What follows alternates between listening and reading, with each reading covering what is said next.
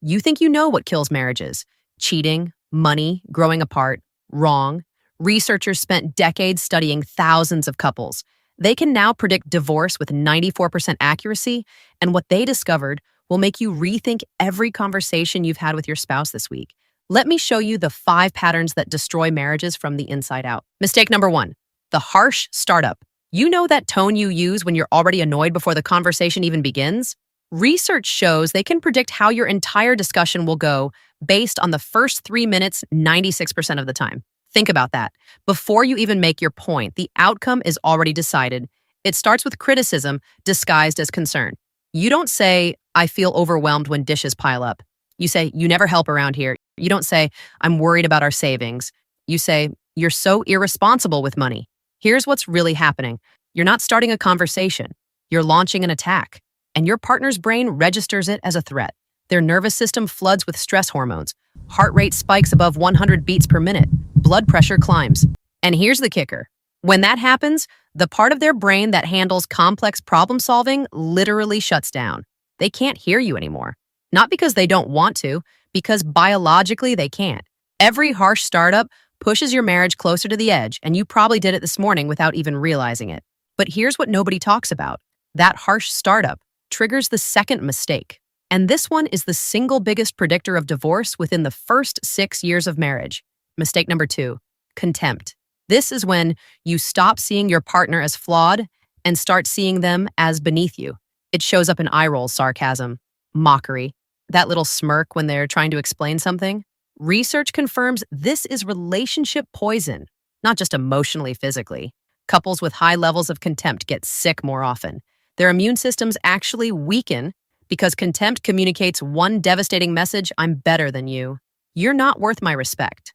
When criticism says, you made a mistake, contempt says, you are a mistake. It's not, you forgot to call me back. It's, of course you forgot, you're so self-centered. Not, we need to discuss finances. It's, you wouldn't understand, you're terrible with money. Here's the brutal truth. Contempt grows from years of storing up negative thoughts about your partner. Every eye roll is a withdrawal from what researchers call your emotional bank account. And once you're overdrawn, you're in serious trouble. Most people think they can recover from contempt with a good apology. But that only works if you don't make mistake number 3. Mistake number 3, defensiveness.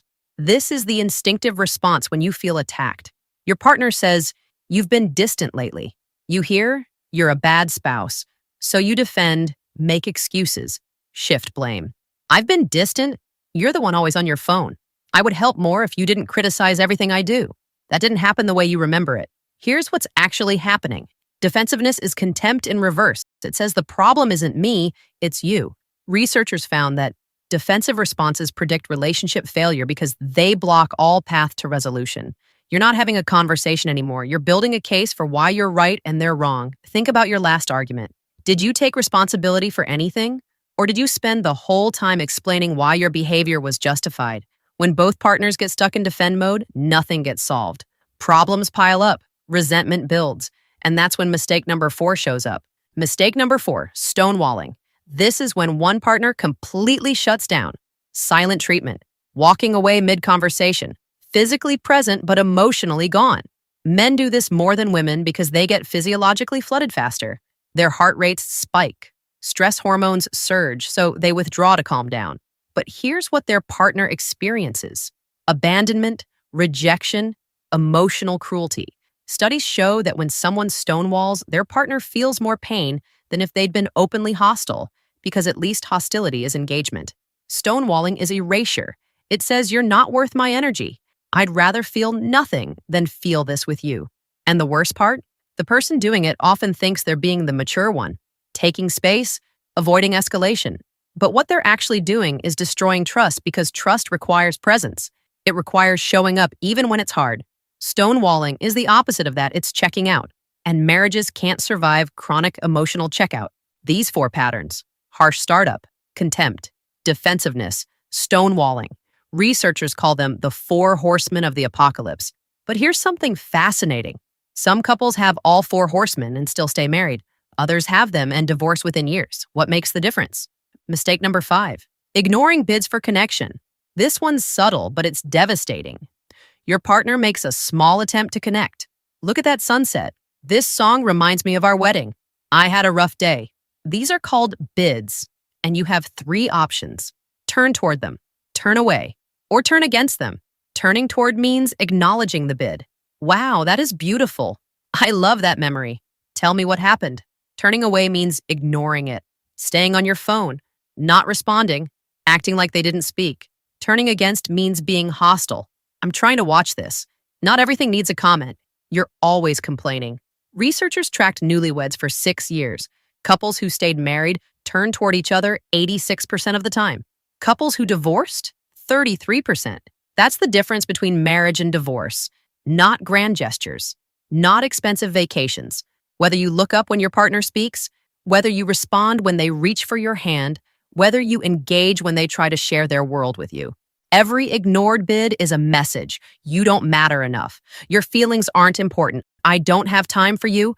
Do that enough times and your partner stops bidding.